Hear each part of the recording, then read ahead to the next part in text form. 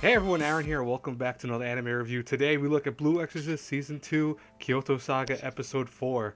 Now, I had a live video of this where I actually did a review for this live, and I streamed it. And unfortunately, the first time using OBS, I made one big mistake that actually caused my whole stream to essentially disappear, where I forgot to click one little thing that apparently keeps your video as an archive for unlisted, and then you could list it as, public and all that. So I have to do a regular review now, unfortunately. But I could talk about what I liked about the episode. I could talk about all that stuff, so no worries there. Anyways, this episode, very simple in concept. I mean, I feel like I'm saying that with a lot of episodes recently, but it wasn't very complicated. We have Bon investigating one of the, Juzo, I think his name is, who he thinks is the traitor amongst everyone, and he follows him into the room with the actual eye. And guess what? He's not the traitor. It's actually the girl with the snake-looking hair. I forgot. I think his name is Masushi. I think her name is something like that. And the thing about her is that she's actually been working with the other dude, Toto, this whole time. And Toto's actually working for her, not the other way around. I thought that originally the guy we saw in the first episode was actually her boss or something like that. It's actually her doing this stuff because apparently she feels that the whole system of the Exorcist right now are failing, and she does not like the way that things are being handled. So she's like, I'm taking this matter into my own hands, and thus launches an attack essentially against everyone there.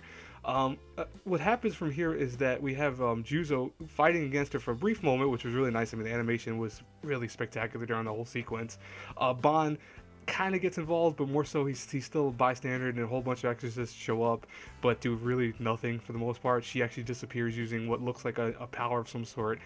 And Rin also with Shura shows up too at the last minute, but again, everything's already been settled for that point.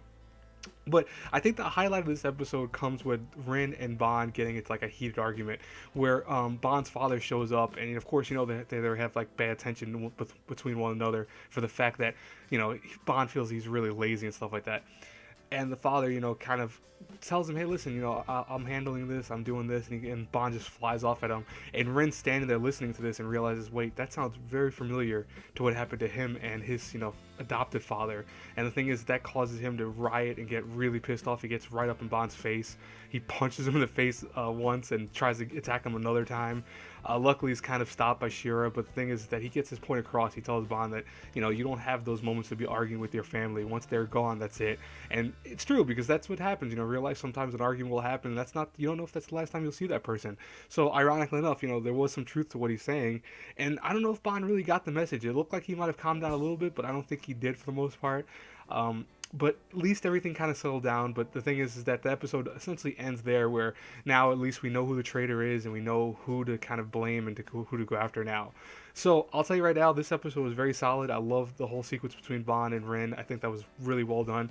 Again, the animation for this is really spectacular. During that fight scene, I was awed by some of the movements and stuff like that. I even talked about that in my live stream. Unfortunately, I had more of a reaction during that time, but of course, like I said before, it wasn't saved. So I do apologize for only the review, and I apologize for coming out so late, because I did have my actual live review up at the time that this show aired, which sucked. But don't worry, I'll get my act together with that. I'll figure out how to use OBS a little bit better. I did figure out how to use a timer, so hopefully from now on I'll have a timer in all my videos that I do live reviews for, so you're looking forward to that. And I will talk to you guys later. Have a great day, everyone. As always, if you like these reviews, you know what to do.